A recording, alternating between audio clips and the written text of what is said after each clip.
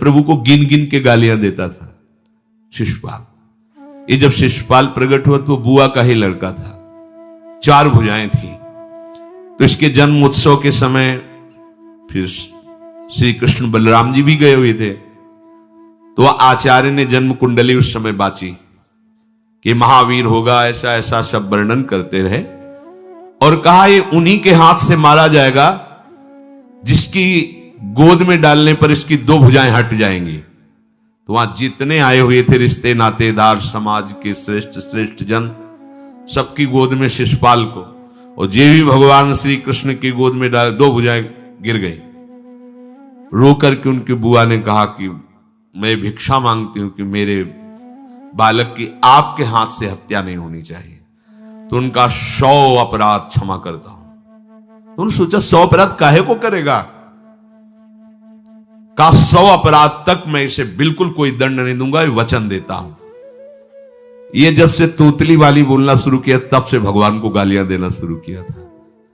इसका स्वभाव ही ये वैर, पूरा ऐसा वैर, भगवान को गालियां देता। जिस समय सब धर्मात्माओं राजाओं की सभा भरी हुई थी और भगवान श्री कृष्ण की अग्र पूजा हुई, सब तो सह गए, शिशुपाल खड़ा हो गया और ऐसे कटु वचन बोले। महाभारत में लिखा, हमने स्वाध्याय में पढ़ा था, ऐसे कटु वचन बोले कि कोई भी नाराज हो जाएगा उससे। तो पहले भीमसेन खड़े हुए और कहा कि अपने बड़ों का सम्मान करना सीख, चूंकि भाई ही लगता है, जैसे कुंती बुआ ऐसे भगवान की वो बुआ का दूसरा है ये लड़का। सम्मान करना सीख, अगर तू ऐसे ही बोलता रहा तो यही मैं तेरा गला काट दूंगा। ऐसे कहा, बैठ जा ब्रिकोदर, बहुत खाने वाला, तू क्या मेरे से लड़ेगा। भगवान ने भी इशारा कर दिया। जब देखा कि ये बोलता ही चला, भीष्म जी खड़े हुए और भीष्म जी ने कहा, मैं श्री कृष्ण के चरण आसक्ति चित्त वाला हूं, अगर अब एक भी शब्द यहां बोला इसने तो मैं किसी की नहीं सुनूंगा, इसको नष्ट कर दूंगा। और दोनों सभाओं के सर पर पैर रखता हूं, जो श्री कृष्ण का विरोध करे उसके लिए मैं पर्याप्त हूं। भगवान ने कहा, चुप रहो, शांत रहो, सबको बैठा ला। वो गिनती शुरू किए थे 98, 99 का, शिशुपाल सावधान, जो तुम्हारी माता को वचन दिया था बस एक शब्द रह गया है, आगे मुझे दोषी कोई न ठहराए। 100 तक क्षमा करने की बात कही थी।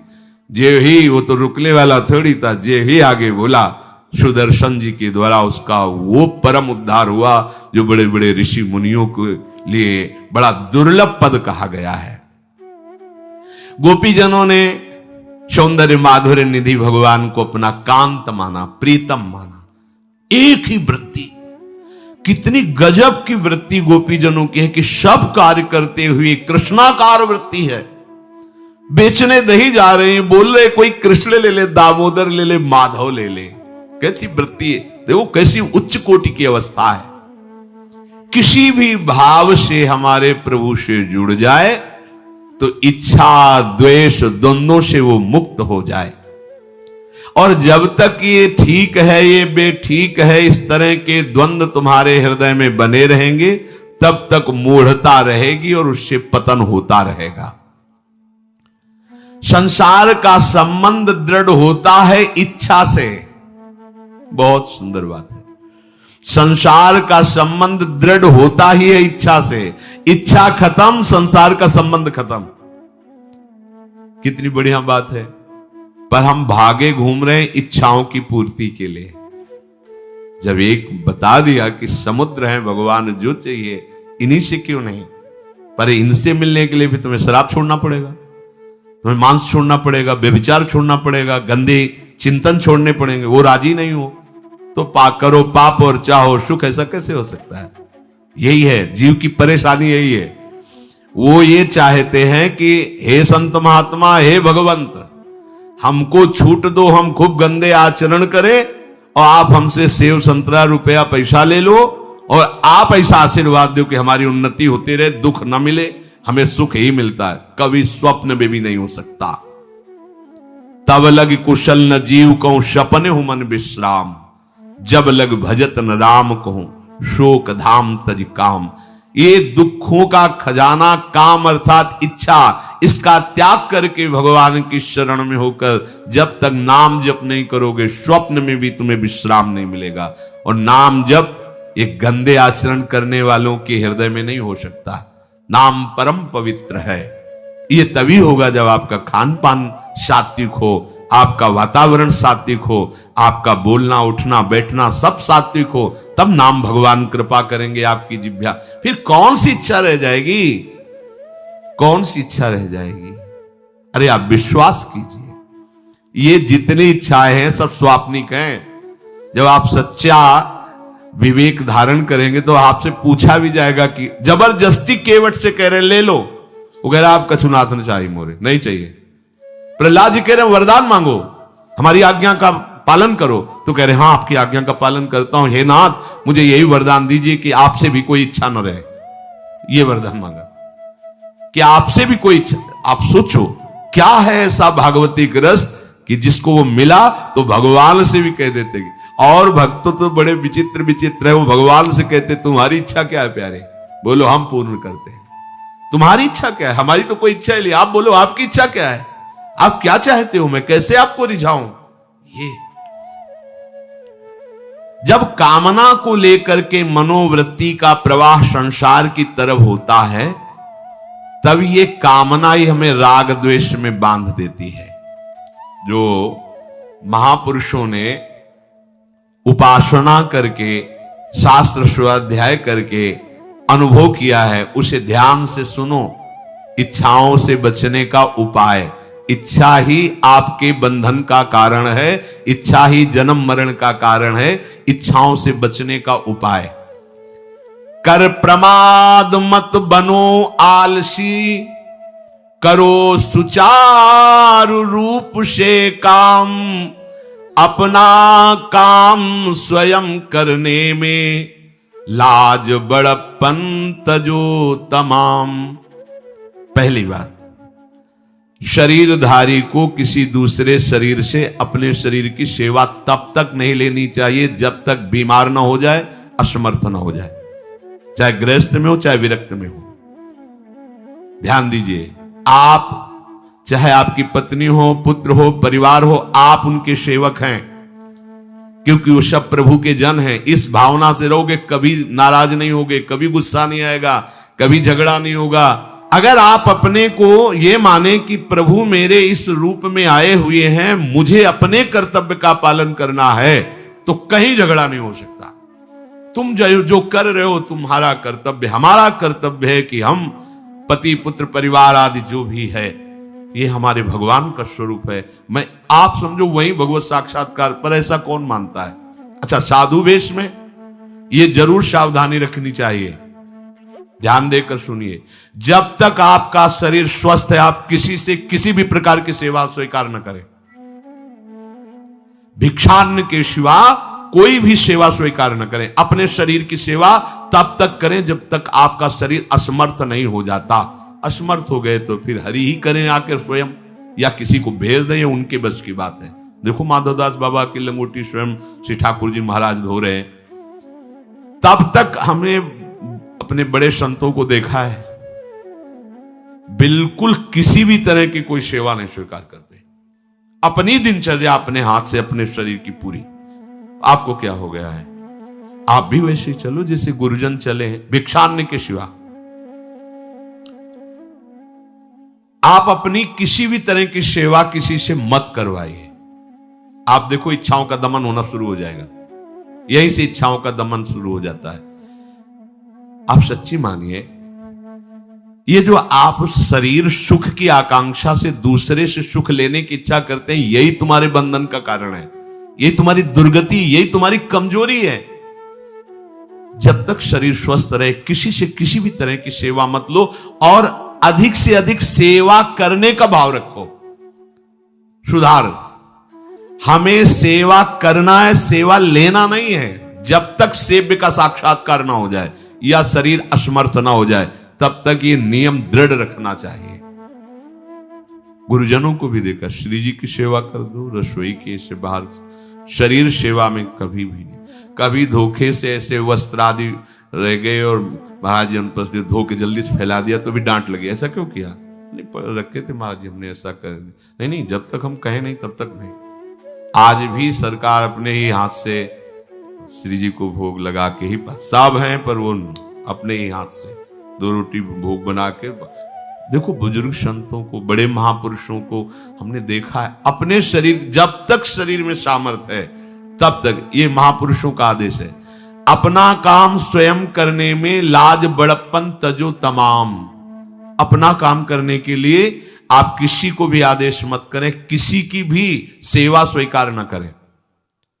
हाँ, हमें भूख लगेगी तो रोटी मांग लेंगे जाकर के, क्या जरूरत है हमें किसी की सेवा स्वीकार करने की? मांगो, खाओ, खूब भजन करो, सत्संग करो, कम खर्चे वाला जीवन रखो। जरूरत क्या है? जो जरूरत है गली चलते दे देंगे भगवान, विश्वास करो, गली चलते दे देंगे। विरक्त गृहस्थ धर्म पूर्वक कमाओ, जितनी आवश्यकता प्रभु दे देंगे। ऐसा कोई त्रिभुवन में नहीं जिसकी आवश्यकता की पूर्ति ना होती हो। अनावश्यक तुम्हारी मांगे जो हैं वही तुम्हें दुख दे रही हैं। आवश्यक व्यवस्था सबको भगवान दिए हुए हैं, अनावश्यक मांग के लिए तुम्हें फिर फंसना होगा। ये तुम्हारी अनावश्यक मांगे हैं, ये हो जाए वो हो जाए वो। जो आपको जीवन जीने के लिए जरूरी है, धर्म पालन के लिए जरूरी, वो बिना मांगे भगवान दे रहे हैं सबको। देख लो। हाँ, आप कि भाई हमको उस परिकर में रहना है, उस कोर्ट से रहना है, वो सब VIP, तो हमको भी उस कोर्ट का, ये मांगे हैं तुम्हारी। तुम्हारा प्रारब्ध जितना है उतना तुम्हें मिलेगा, जो आवश्यक है वो तुम्हें मिलेगा। अनावश्यक मांगे करोगे फंसोगे, अधर्म में कूदना पड़ेगा तुम्हें। हाथ पैर सब साधन प्रभु ने दिए, दया कर तुम्हें समान, फिर क्यों उनसे काम न लेते, क्यों रखते हो झूठी शान। तुम्हारी सेवा के लिए तुम्हारे पास हाथ है, तुम्हारे चरण है, तुम्हें बुद्धि दी है, दूसरे से क्यों सेवा स्वीकार करते हो? प्रभु ने दया करके उद्धार के लिए तुम्हारे पास पूरी सामग्री दे दी, उसका प्रयोग करो। तन मन दोनों का हित करता, निश्चय शारीरिक श्रम युक्त। देखो ये है, जिसने अपना परम मंगल ठाना है वो शरीर को कभी प्रमाद में नहीं रखता, चाहे गृहस्थ हो चाहे विरक्त हो। ये आलस्य प्रमाद किसी के लिए भी ठीक नहीं है। नियत समय तक सो जाओ, इसके बाद खूब मेहनत करो, चाहे गृहस्थ हो चाहे विरक्त। विरक्त हो तो खूब नाम जप, वाणी पाठ, ब्रह्मचर्य से रहना, आसनों में बैठना, हाँ सेवा करना, शारीरिक श्रम नहीं, खूब सेवा करो, धाम की सेवा करो, नालियां साफ करो, गलियां साफ करो, जो सेवाएं में इसे श्रम करो। ब्रह्मचर्य पचाने के लिए श्रम भी तो होना चाहिए। श्री जी की प्राप्ति के लिए मन वचन कर्म से श्री जी के चरणों का आश्रय लेकर के जितना आप अन्न डालते हो उतना आप इसका प्रयोग करो शरीर का। इससे ममता मत रखो। खूब धाम, पुराने संतों को देखो, सोहनी पकड़े कहां कहां तक परिक्रमा में लगा। हमने देखा है एक हरिदासी महात्मा थे, पीछे पानी घाट की तरफ उनकी छोटी सी कुटिया, किलोमीटर तक ऐसे ही सोहनी लगा रहे। वृद्ध वृद्ध महात्मा सेवा करें। अपने लोग जवान महात्मा होकर, शरीर स्वस्थ होकर, बेइज्जती सम, अगर सोहनी पकड़ के खड़े हो जाओगे गली में तो आपको लगेगा अपनी बेइज्जती हो रही है। वाह, कितनी बड़ी इज्जत है हमारी। स्वामिनी के महल की वीथियों में सोहनी लगाने में तुम्हें बेइज्जती लग रही, और आचार्य चरण याचना कर रहे हैं। यत्किंकरीषु बहुशा खलुका कुवाणी, नित्यम परस्य पुरुषस्य शिखंड मौले, तस्या कदापि रसनिधेर वृषभानुजायास, तत्केल कुंज भवनांगण मार्जनीश्याम। लाडली जो ऐसी कृपा करो कि आपके वृंदावन धाम में कहीं सोहनी लगाने वाली, पोछा लगाने वाली मैं बन जाऊं। मांग रहे हैं। एक से कहा भैया चाहे जितना बुरा प्रारब्ध हो, यहां जो भगत आते हैं उनके जूते साफ कर दिया करो, प्रारब्ध खत्म हो जाएगा। भाई आप समझो ये वो दवा है जो बेजोड़ है, इसे कोई काट नहीं सकता। अच्छा अगर ऐसे न समझो तो हम आपको समझा रहे हैं। गुरुद्वारे में चले जाओ, चाहे जितना बड़ा अधिकारी हो, सबसे पहली जोरी सेवा यही होती है, पादुका की सेवा करो। समझे में नहीं आ रहा तुम्हें? अरे जिसे हम हंसते हंसते कह रहे हैं वही तुम्हारे बंधन काटने का कारण बन जाए, यदि मान लो बात। पर वो हम जूता साफ करेंगे नहीं। मन से हम कितने गंदे हैं ये हम नहीं देख पा रहे हैं। वो तो बाहर वृंदावन की रज उनमें पादुका में लगी, छोटी मोटी बात नहीं है। पादुका जो रखी है ये बंधनी है, आप इनको ऐसे साधारण जूते मत समझ लो, ये रज में चलते। एक दिन एक ब्रजवासिनी माई रोटी रखे, उसके ऊपर पादुका रखे, एक हाथ में लाला लिए और एक हाथ में जल का ऐसे लिए जा रहे, उनका अभ्यास ऐसा।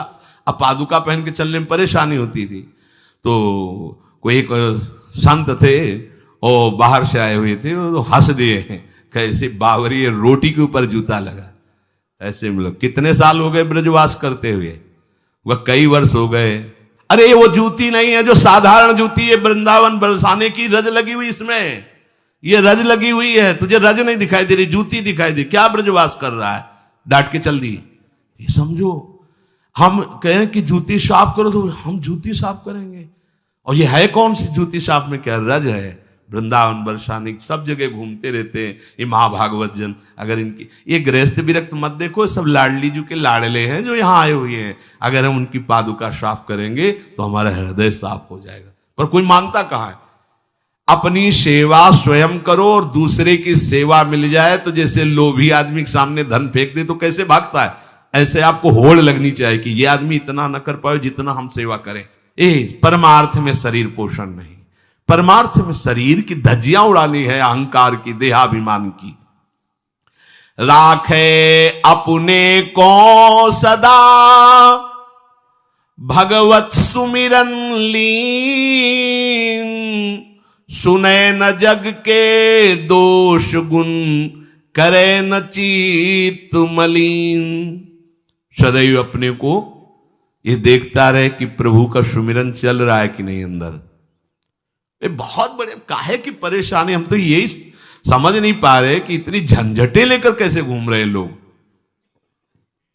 अगर हृदय में राधा राधा चल रहा है, आप व्यापार कर रहे हो, नौकरी कर रहे हो, गृहस्थ हो, विरक्त हो, जो भी, अब आपको चिंता क्या होनी चाहिए। देखो ना, थोड़े दिन ऐसे चल के देखो, हर कार्य बहुत अच्छा होता है जब भगवत सुमिरन पूर्वक आप एकाग्रता पूर्वक कार्य करेंगे, हर कार्य में आपको आनंद आएगा। पर वो तो शरीर पोषी, जैसे आग जलने में फफोला पड़ जाता है ना, उसको बहुत संभाल के रखते हैं, ऐसे देहाभिमानी साधक भी होते हैं कोई कोई, इतना शरीर को सजा के, इतना संभाल के कि लगता है यही भगवत प्राप्ति है इनकी, कि इनके शरीर बिल्कुल ऐसे नहीं। संतों ने देखो ना कैसे अपने शरीर के राग का त्याग किया है, गुरुजनों की आज्ञा में तत्पर होकर धज्जियां उड़ा दी देहाभिमान की, तब उनको परम पद प्राप्त हुआ है। अपने शरीर का राग रखने वाला परमार्थ में कैसे चल सकता है। कब तक फंसे रहोगे विषयासक्ति वासना में हो दीन, अरे कब तक मन में भरे रखोगे दुर्विचार दुर्भाव मलिन। जिन भोगों के लिए हो रहे तुम लालायित सुखमय जान, यही घोर दुख उपजाएंगे, बढ़ जाएगा अज्ञान। इसलिए छोड़ो सब आशा ममता आसक्ति कामना मद अभिमान, एकमात्र शरणागत होकर भजो निरंतर राधे श्याम। प्रभु की आसक्ति हृदय में धारण करो। यही समझ में नहीं आता। चले हो राग त्यागने के लिए, पोषण कर रहे हो शरीर राग का, कैसे बात बने। चलो कोई विषय संसारी है तो लगता है अभी बेचारा है। आप लोग बेचारों की लाइन में थोड़ी हो, आप लोग बेचारों की लाइन में नहीं हो। आप जितने भी, चाहे गृहस्थ हो चाहे विरक्त हो, धाम आ गए हो, दीक्षा ले ली है, शास्त्र स्वाध्याय करते हो, सत्संग, आप बेचारे हो, आप भगवत पार्षद हो। पर आप अपने स्वरूप को समझो, ये अंदर की बातें सुधारो। आगे कह रहे हैं कि सुने न जग के दोष गुण, करे न चित्त मलिन। अपने भगवत चिंतन में मगन रहो। कोई तुम्हें यदि किसी की निंदा आदि सुनाने लगे तो उसे मत सुनो। पूछे कछु कछुए कहे, को आए के पास, सुन ले कछु बोले नहीं, सब ते रहे उदास। पर निंदा पर दोष के कथन सुनन में लोग, जो आनंद अनुभव करें तो लहे नरक के भोग। तुम्हारे पास आकर कोई तुम्हें दूसरे की निंदा सुना रहा है और अगर तुम्हें हर्ष हो रहा है, कैसी बात, कोई नामदाता सदगुरु की निंदा करे तुम सुन लिए, कैसे तुम्हारे इस पाप का प्रायश्चित होगा? सुनने और कहने वाले दोनों को एक ही दंड मिलता है बराबर। तुम अपने गुरुदेव की निंदा सुन ली, तुम अपने आराध्य देव की अवहेलना की बात सुन ली। उपासना नहीं है, कहीं देहाभिमान है कि हम तो गुरु से श्रेष्ठ है ना, गुरु जी की निंदा होती हमारी वंदना हो रही। परिणाम में लड्डू मिलेगा, खा लेना, परिणाम पक्का। पर निंदा के कीते आवत नहीं कछु हाथ, मूरख पर्वत पाप को ले चल अपने साथ। वैष्णव निंदा, भक्त निंदा, गुरु निंदा, ये तो बहुत ही भयानक है। भक्तन निंदा अति बुरी भूल करे जिन कोय, किए सुकृत बहु जन्म के क्षण में डारे खोए। कह रहे जो दूसरे की निंदा सुनने में आनंद का अनुभव करता है उसको भोग मिलेगा। काहे का? बोले नरक का भोग मिलेगा। इसलिए जो तुम्हें ऐसी बातें सुनाने के लिए उत्साहित हो उनसे उदासीन रहो, अर्थात उनसे कोई परिचय नहीं, कोई अपनापन नहीं। हाथ जोड़कर कह दे कि आज तो आप कृपा करके आ गए हो, आगे कृपा करके कभी मत आना। नहीं, आज हम आपका स्वागत नहीं कर रहे, आगे स्वागत करेंगे तो आप सह नहीं पाओगे, इसलिए आप कृपा करके आगे मत आना। हम आपके पास गए नहीं, आप आकर हमारे गुरु की, हमारे इष्ट की अवहेलना की बात करोगे तो आज क्षमा करते हैं, चले जाइए, दोबारा मत आना। चाहे वो कोई भी हो, तुम्हारी निष्ठा में इतनी ताकत है वो झुक जाएगा, उसकी सामर्थ्य नहीं कि वो आगे आ जाए। अगर हमारे कोई इष्ट की, आचार्य की या किसी भी नाम जापक की कोई निंदा करता है, हम सुनते हैं और उसे सुख मानते हैं, तो कह रहे हैं उसको नरक का भोग मिलेगा।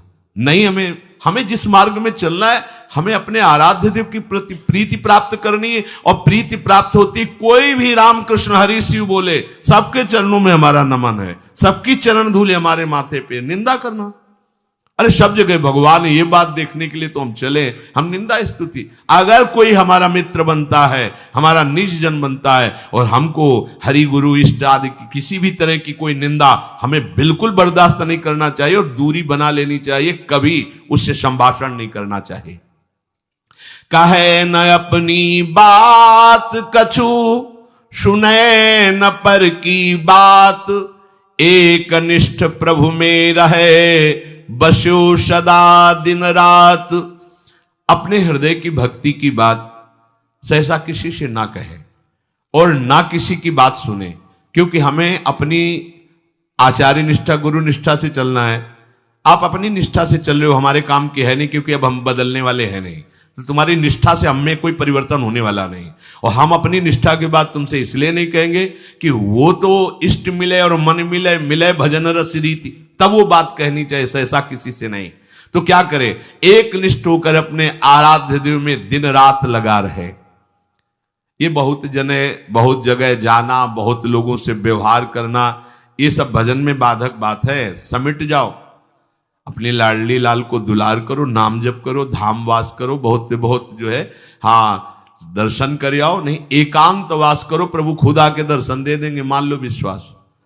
अगर आपका भजन ठीक चल रहा है, सही मार्ग चल रहे हो, तो दर्शन वाली बात ही हट जाएगी, क्योंकि फिर वो समा जाते हैं, हृदय में समा जाते हैं, नेत्रों में समा जाते हैं, मन में समा जाते हैं। आनंद की उमगन में कभी गए, आंख लड़ा ली प्रभु से, नहीं तो आंखों में ही बसे रहते। पी मूर्ति नयनन बसे, तेहि रस रहाय समाये।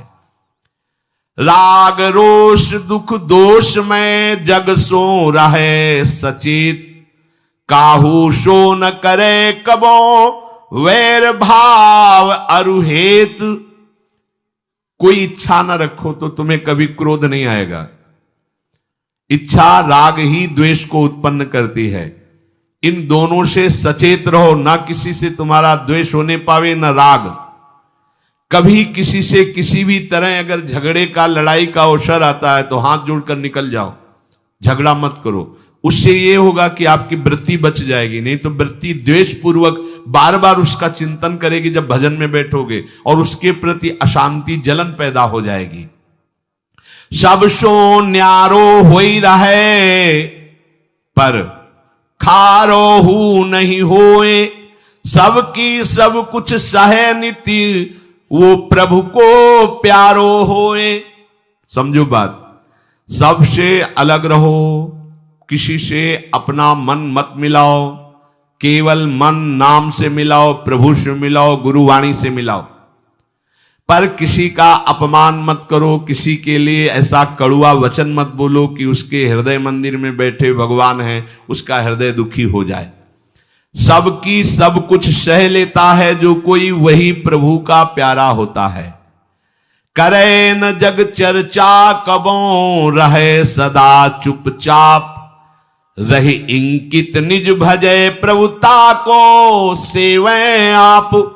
जो जगत की कभी भी चर्चा नहीं करता, मौन धारण करके केवल प्रभु के चिंतन में मगन रहता है, उसका भार प्रभु ले लेते हैं, उसकी सेवा आप स्वयं करते हैं। प्रभु किसी न किसी रूप में आके उनका भरण पोषण करते हैं। पै प्रभु के रस प्रेम की निर्मल गोपन बात, कहे न काहू सो कबो सहे सकल आघात। भजन में जो तुम्हें आनंद आ रहा है, जो तुम्हें स्वप्न में कोई अनुभूतियां हो रही या प्रगट में कोई अनुभूति हो रही, कभी भी किसी से भी वो बात ना कहे, क्योंकि ऐसा कहने से तुम्हारे भजन में विघ्न पड़ जाएगा। सारी की सारी बातें पचा लो। जैसे तुम गुप्त रूप से गलतियां करते हो, कभी नहीं बोलते हो, लेकिन कोई भी भागवती की अनुभूति छोटी सी भी होगी तो सभा में बोलने का मन होगा, क्योंकि उससे हमारी प्रशंसा होगी, अहंकार का पोषण होगा। बिल्कुल नहीं। भजन संबंधी कोई भी आनंद की बात, कोई भी भगवदानंद अनुभूति कभी किसी से न कहे, एकदम छुपा जाए। अगर कोई ऐसा कि हमने तो ऐसे लक्षण आप में देखे, हाँ नहीं ये तो ऐसे ही तुम्हें यहाँ हंसुआ, हमारे अंदर ऐसा कुछ नहीं। कोई भी भागवतिक वृत्ति कहीं अपने में आरोपित करके प्रदर्शन का कार्य न कर दे। सह न सके पिय की तनिक निंदा, जो कहूं होए सहज त्याग सर्वस्व करी, डारे निज को खोए। यदि अपने आराध्य देव की कोई निंदा कर रहा हो तो वहां सहन न करे। सही न सके पिय की तनिक निंदा, जो कहूं हो। संत शंभु श्री पद अपवादा, कही सुनीतास मर्यादा, काटी जीव तासु जो बसाई, श्रवण मुनि नत चले पर आई। यदि हमारे कोई आराध्य देव गुरुदेव की निंदा कर रहा है, ताकत हो तो उसकी जबान बंद कर दे, नहीं तो कान में अंगुली डाले उठ के चल दे, दोबारा उसका कभी चेहरा न देखे। भरत जी ने माता कैकेयी से कहा कि आपने हमें निमित्त बनाकर 14 वर्ष का वनवास भगवान श्री राम को दिया, इसलिए आज के बाद में कभी तुम्हें मां नहीं कहूंगा, पापिनी कभी तेरा मुख नहीं देखूंगा। भरत जैसे भगवान के अवतार परम पवित्र माता कैकेयी के लिए ऐसे कट वचन बोले, आज के बाद कभी मां नहीं कहूंगा, है पापिनी तेरा कभी मुख नहीं देखूंगा। ये जो हमारे इष्ट की निंदा कर दे, हमारे गुरुदेव की निंदा कर दे, हम उसे आदर देंगे, हम उसको बात सुनने के लिए बैठा लेंगे। हाँ और बाओ, हमें और गंदा करो। सहज त्याग सर्वस्व करी, डारे निज को खोए।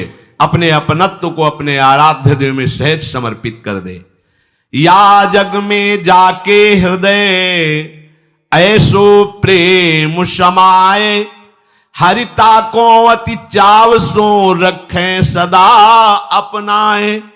इस जग में जिसके हृदय में ऐसी निष्ठा होती है, तो हरि उसे अपना मान करके फिर स्वयं उसका भार लेकर इस संसार में रखते हैं, अर्थात उससे वही कराते हैं जिससे जग मंगल होता है। निर्मल या प्रभु प्रेम की महिमा कही न जाए, अति प्रेमी जो श्याम को हरि ही नित्य बसाए।